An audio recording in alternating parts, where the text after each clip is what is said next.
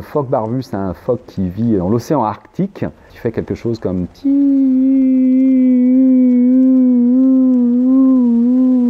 c'est très très long, ça dure très longtemps et c'est très beau.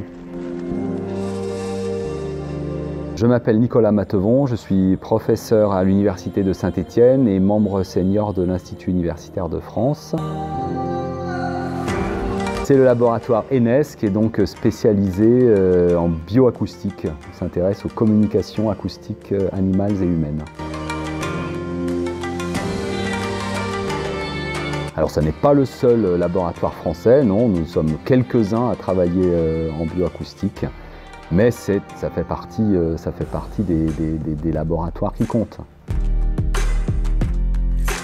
Alors c'est un peu l'arche de Noé chez nous, puisque nous travaillons sur des animaux très variés, depuis des poissons, des crocodiles, des oiseaux bien sûr, et puis aussi des mammifères, des souris, des éléphants de mer, des singes.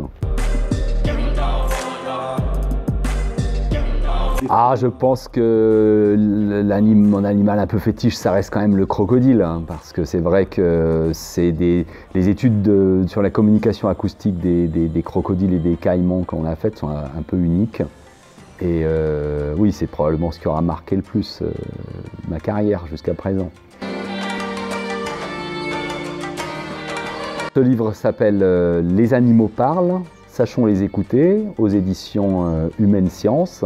Donc on le trouve dans toutes les bonnes librairies, et dans toutes les bonnes librairies stéphanoises, bien sûr. Ce livre, ça raconte ce qu'est la bioacoustique. Donc ça parle des langages animaux, et aussi un petit peu humain, comment les animaux font pour s'échanger de l'information par les sons.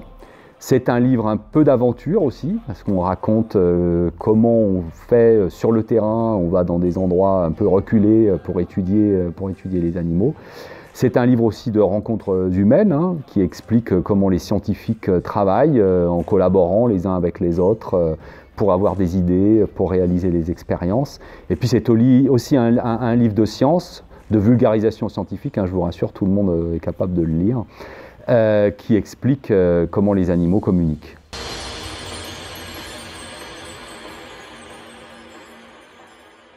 Je ne sais pas si on sera la capitale de la bioacoustique, si c'est vraiment un objectif, mais en tout cas c'est vrai qu'on on est un centre assez reconnu en bioacoustique et on ouvre, oui, le premier master international de bioacoustique en septembre prochain.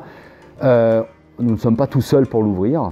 Heureusement, de nombreux collègues d'autres villes françaises et européens et même américains ont accepté avec enthousiasme de nous aider dans cette ouverture, et donc ça sera un beau panel d'intervenants et intervenantes